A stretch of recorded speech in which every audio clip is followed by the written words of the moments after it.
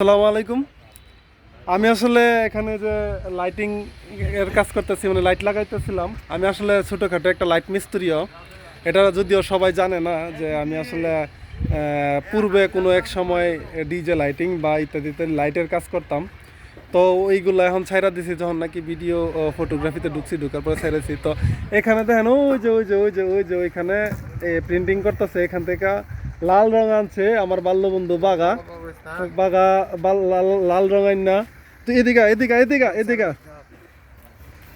সুন্দর করে এর মুখে টুকে মাখলো, সিঁদুর টিঁদুর দিতেছে। মানে বাগার এই জিনিসটা খুব ভালো লাগলো। বাগা তুই কিছু কও, জাতির উদ্দেশ্যে কিছু কও বাগা।